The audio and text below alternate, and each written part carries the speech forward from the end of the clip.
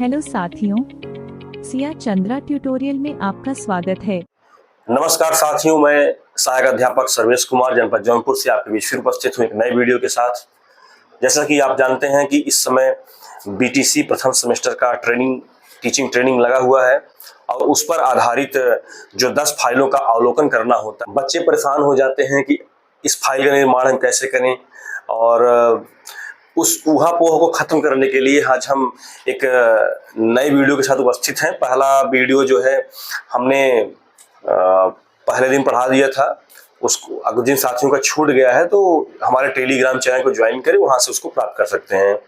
और दूसरा, आज का सेशन जो है वो शैक्षिक गतिविधियों का क्रियान्वयन एवं अभिलेखीकरण, आज का ये टॉपिक है। फाइल नंबर 2 आप कह सकते हैं इसको, क्योंकि हो सकता है किसी की फाइल आगे पीछे हो, तो हमारा जो फाइल नंबर 2 है आज ये है। और आज इस टॉपिक पे हम 20 पॉइंट वार चर्चा करेंगे।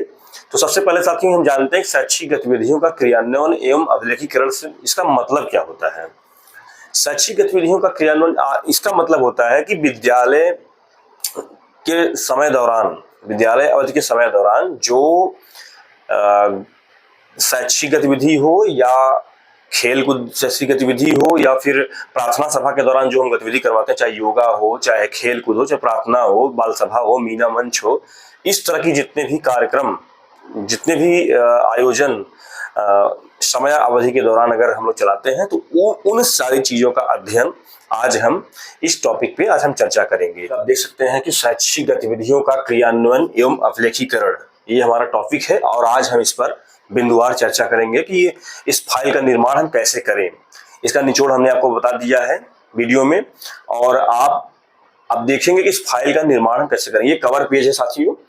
कवर पेज में आप देख रहे हैं कि जितना अच्छा आप इसको सुंदर सुसज्जित तरीके से बना सकते हैं तो बना दीजिए, क्योंकि एक जो इंग्लिश में एक स्टेटमेंट है कि first impression is last impression.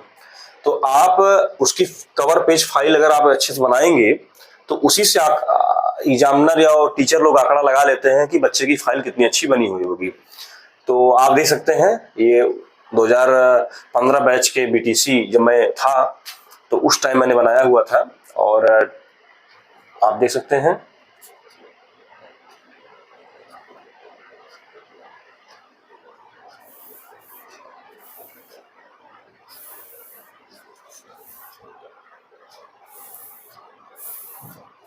क्या भाई, ऊपर क्यों नहीं जा रहे हैं ये?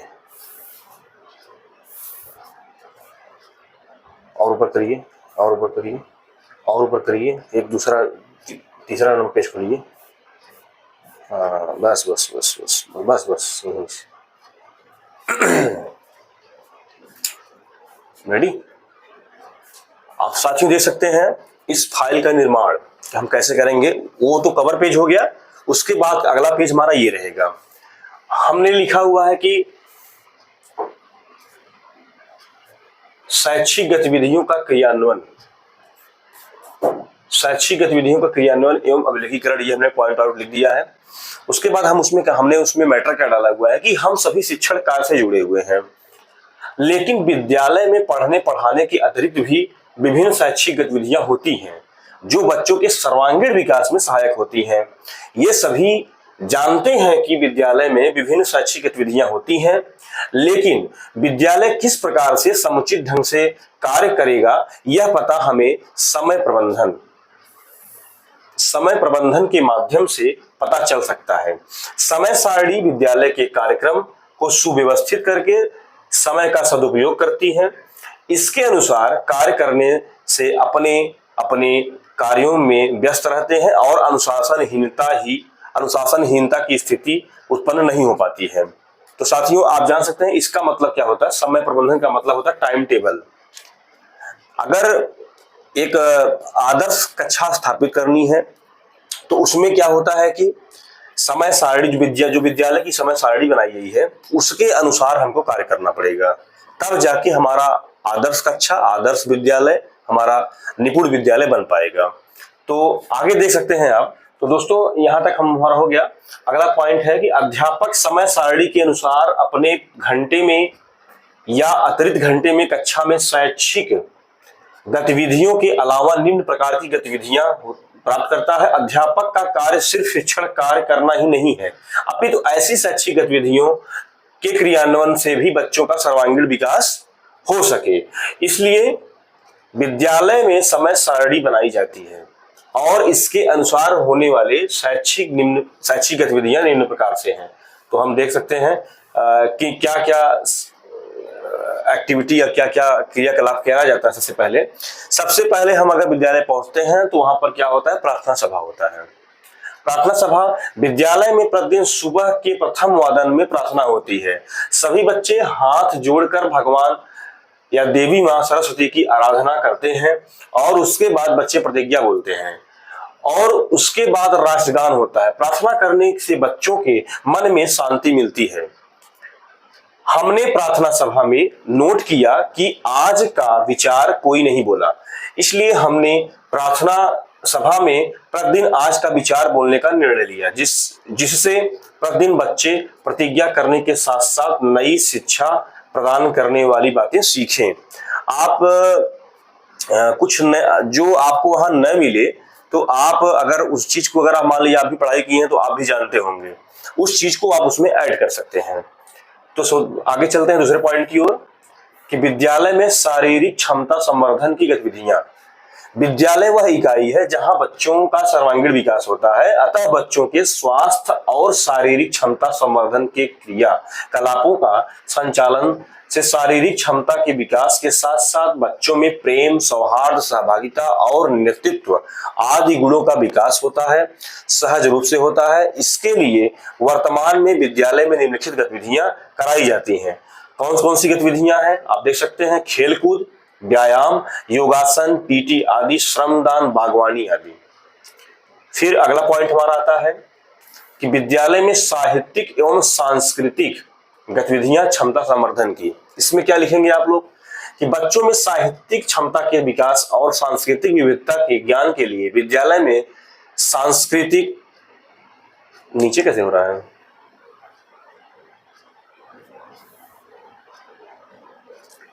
बच्चों में साहित्यिक क्षमता के संवर्धन और सांस्कृतिक विविधता के ज्ञान के लिए विद्यालय में सांस्कृतिक और साहित्यिक गतिविधियों का संचालन किया जाता है। बच्चों में सृजन क्षमता के विकास के लिए निम्नलिखित गतिविधियां उसी वादन में, अष्टम वादन में कराई जाती है, यानी 8वां घंटा जो लगेगा वो आपका सांस्कृतिक कार्यक्रम का होगा।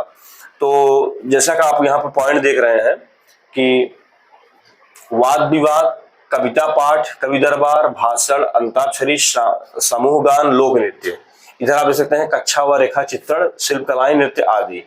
ये सब चीजें जो है आप शनिवार के दिन भी करवाएंगे और अगर इसके लिए अगर कोई स्पेशली कक्षा लाट होती है तो आप उस कक्षा के दौरान कराएंगे, कक्षा शिक्षण के दौरान कराएंगे, नहीं तो ये शनिवार को नो बैग डे होता है, उस दिन आप ये जितने भी पॉइंट है उसकी चर्चा आप उस दिन करेंगे। फिर अगला टॉपिक आता है, अगली हेडिंग है कि विद्यालय में अभिवृत्तियों और कौशलों के विकास की गतिविधियां। इसमें क्या लिखेंगे आप कि बच्चों को काम के लिए जरूरी अभिवृत्तियों और कौशलों के विकास के लिए कला और शिल्प का ज्ञान बच्चों को कराया जाता है। कक्षा के अंतर्गत बच्चों से पोस्टर, चार्ट, मॉडल, चित्र आदि बनवाया जाए। शिल्प के अंतर्गत निम्नलिखित कार्य किए जा सकते हैं। अच्छा, शिल्प कला में क्या क्या होता है, जैसे मिट्टी के खिलौने बनाना, कागज के लिफाफा बनाना, अनुपयोगी वस्तुओं से सजावटी वस्तुओं का निर्माण करना, जैसे कि गुलदस्ता बनाना, गोली है तो गोली के माध्यम से आप टीएलएम का निर्माण भी कर सकते हैं। तो ऐसी तमाम बातें हैं इसमें। तो अगला टॉपिक हमारा है, अगली हेडिंग है विद्यालय में समाज सेवा एवं गतिविधियां। अब विद्यालय चूंकि एक सामाजिक संस्था है और एक सामुदायिक कह सकते हैं संस्था है जहाँ पे सबका आना जाना होता है। एक ये विद्यालय जो है पूरे गांव का होता है, तो उसमें हर प्रकार के लोग वहाँ आते हैं, अच्छे बुरे सब लोग आते हैं। तो उसमें आप क्या अच्छी चीजें इसमें इंक्लूड करेंगे कि बच्चों में समाज के सभी लोगों के लिए सम्मान और सेवा की भावना विकसित करने तथा श्रम के प्रति श्रद्धा का भाव उत्पन्न करने के लिए और समता और भाव विकास के लिए विद्यालय में निम्नलिखित क्रियाकलापों का संचालन किया जाता है। कौन कौन सा संचालन होगा आप देख सकते हैं, जूनियर प्राथमिक चिकित्सा सदन, श्रमदान, स्काउट, गर्ल्स गाइड, वृक्षारोपण, बागवानी, शैक्षिक भ्रमण, ये उसके अंतर्गत हो गया। अगली हेडिंग क्या है कि विद्यालय में राष्ट्रीय सामाजिक पर्वों एवं महापुरुषों की जयंतियों का आयोजन करना। विद्यालय में राष्ट्रीय पर्वों, सामाजिक पर्वों एवं महापुरुषों की जयंतियां के माध्यम से बच्चों को अपने देश की ऐतिहासिक व सांस्कृतिक पृष्ठभूमि की जानकारी प्राप्त होती है। इससे वह अपने देश के महापुरुषों के जीवन के बारे में जानकर उनके सद्गुणों का विकास स्वयं अपने में कर सकेंगे। इसका मतलब दोस्तों ये है कि जो भी जयंतियां डे बाय डे जो जिस दिवस में मनाई जाती हैं उसको अच्छे से मनाना, उस महापुरुष की अच्छाइयों के बारे में जानना, उन्होंने क्या देश के लिए क्या समर्पित भावना से क्या कार्य किया है उसके बारे में जानना, राष्ट्रीय त्योहारों के बारे में जानना। इन सब जयंती को मनाने से बच्चे के अंदर एक राष्ट्र भावना का प्रेम जागृत होगा। वो अपने सद्गुणों की ओर बढ़ेंगे और समाज सेवा के प्रति, देश के प्रति एक अच्छे नायक बनकर उभरेंगे। तो आप देख सकते हैं कि आगे क्या है, आगे है बाल सभा। ये बहुत ही इंपॉर्टेंट टॉपिक, बाल सभा। बाल सभा एक ऐसा मंच है जहां बच्चों को अपनी बात रखने का, अन्य साथियों का अवसर प्रदान करना होता है। बाल सभा का गठन बच्चों द्वारा होगा। बाल सभा प्रत्येक शनिवार को कराई जाती है। उसके बाद यहाँ है कि बाल सभा में कई गतिविधियां कराई जाती हैं, जैसे गीत, कविता, कहानी, नाटक, मूक अभिनय, एकल अभिनय, परिवार पर बातचीत, गांव की किसी भी घटना के बारे में या फिर मेले आदि पर बातचीत, स्कूल से संबंधित बातें, पुस्तकालय, कक्षा व विद्यालय आदि के बारे में सुनना व चर्चा करना। गणित की गतिविधियां जैसे संख्या के पहले व संख्या के बाद ही संख्या बताना, आरोही अवरोही आदि। उसके बाद बाल सभा के दौरान हमने सभी बच्चों की गतिविधियां के साथ खेला। हम भी बच्चों के साथ गोते में बैठ गए। कविता के साथ कहानी भी बच्चों को सुनाई। सभी बच्चों ने खूब मस्ती की व शिक्षा प्राप्त की। अच्छा, एक बाल सभा का जो गठन होता है उसमें आप जान सकते हैं कि बाल सभा एक ऐसा बच्चों का एक ऐसा संगठन है, उसमें उनके अंदर नेतृत्व करने की भावना या लीडरशिप, उसी को कहते हैं लीडरशिप की भावना, या संगठन की भावना, या किसी कार्य को करने के प्रति एक उनके अंदर जुनून अगर पैदा करना है तो वो बाल सभा के माध्यम से आप करा सकते हैं। बाल सभा जो है होता है, आप कई तरीकों से कर सकते हैं। जैसे कि मान लीजिए आप किसी बच्चे को जो उसको असेंबली प्रभारी बना दीजिए। असेंबली प्रभारी का मतलब क्या हुआ कि वो बच्चा आएगा, लाइन लगवाएगा, प्रार्थना में परेड होता है तो उसका काम है वो परेड करेगा। एक किसी को कृषि मंत्री, बागवानी मंत्री बना दीजिए, किसी ऐसे तमाम मंत्रालय, भोजन मंत्री बना दीजिए, सांस्कृतिक मंत्री बना दीजिए। तो वो बच्चा जो है थोड़ा उसको कार्य को बांट दीजिए, तो वो बच्चा सोचेगा कि मैं फला मंत्री हूँ, मेरा कर्तव्य ये है कि मैं विद्यालय के प्रति समर्पित रहूं। तो ऐसे क्या होता है, बच्चा जो है उसके अंदर एक लीडरशिप की भावना, नेतृत्व करने की क्षमता का विकास होता है। ये होता है बाल सभा का गठन। और अगला होता है कि अगला देख सकते हैं, बहुत ही अच्छा टॉपिक, मीना मंच। मीना मंच एक ऐसा मंच है जहां बच्चों को मीना नाम की लड़की की कहानी सुनाई जाती है। बच्चों को दहेज प्रथा, बाल विवाह, कन्या भ्रूण हत्या के बारे में बताकर जागृत किया जाता है। इस मंच में अध्यापक मीना नाम की लड़की की कहानी सुनाता है, उससे जुड़कर समाज की विभिन्न कुरीतियों के बारे में छात्राओं को अवगत कराता है। हमने भी छात्राओं को समाज की विभिन्न कुरीतियों जैसे दहेज प्रथा हो गया, भ्रूण हत्या आदि की समस्या से अवगत कराया। छात्रों को बाल विवाह के बारे में बताया कि यह कितना बड़ा अपराध है। इसमें सभी छात्राओं ने सहयोग दिया कि वे इस कुप्रथा को रोकने में हमेशा तत्पर रहेंगी।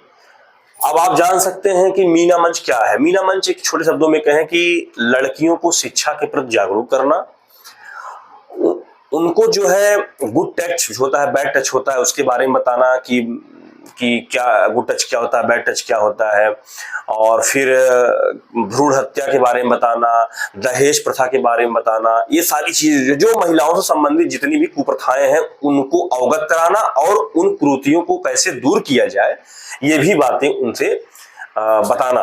और आप सभी जानते हैं कि शिक्षा ही एक ऐसा माध्यम है, एक ऐसा जरिया है जिससे इन सभी कुरीतियों को दूर किया जा सकता है। तो उन बच्चों को जो है, हमारी जितनी भी बालिकाएं हैं, जितनी भी हमारी वहां छात्राएं पढ़ रही होंगी, उन सभी को मीना मंच के माध्यम से इन सभी कुरीतियों के बारे में हम बताएंगे। तो अगला टॉपिक क्या है? शैक्षिक मूल्यांकन। शैक्षिक मूल्यांकन क्या होता है? ये अगली हेडिंग है कि सतत मूल्यांकन द्वारा अध्यापक दैनिक, साप्ताहिक, मासिक, त्रिमासिक, अर्धवार्षिक, वार्षिक परीक्षाओं के माध्यम से छात्रों के ज्ञान, बोध व कौशल का मापन करते हैं तथा दिए गए अंकों को प्रत्येक परीक्षा के बाद परीक्षा फल रजिस्टर में अंकित किया जाता है। ये आपका जो है शैक्षिक मूल्य, जो आप कैसे आप परीक्षा संपन्न कराएंगे उस चीज पर आधारित था टॉपिक। फिर अगला है क्या है? परीक्षा का सत्र कैसे होता है, परीक्षाएं में क्या क्या रहेगा? परीक्षा सत्र, जैसे प्रथम परीक्षा सत्र कब होता है? सितंबर माह के प्रथम सप्ताह में। द्वितीय परीक्षा सत्र कब होगा? फरवरी माह के प्रथम सप्ताह में। फिर अर्धवार्षिक परीक्षा, फिर वार्षिक परीक्षा। और परीक्षाओं का अंक निर्धारण, जैसे हमने बना दिया है कि प्रथम सत्र परीक्षा जो होगी 10 अंक का होगा, द्वितीय सत्र की परीक्षा जो होगी 10 अंक की होगी, अर्धवार्षिक परीक्षा 30 अंक का होगा और वार्षिक परीक्षा 50 अंक का होगा। फिर क्या होगा? आप उसके अंतर्गत लिखते हैं कि अर्थात एक विषय में पूरे वर्ष में 100 अंक की परीक्षाएं होती हैं। बच्चों की शैक्षिक प्रगति से संबंधित जानकारी को रजिस्टर में अंकित कर लिया जाता है। छात्रों द्वारा किए गए अभ्यास कार्य, कक्षा टेस्ट, सत्र परीक्षा, अर्धवार्षिक परीक्षा व वार्षिक परीक्षा के आधार पर बच्चों का सतत मूल्यांकन किया जाता है।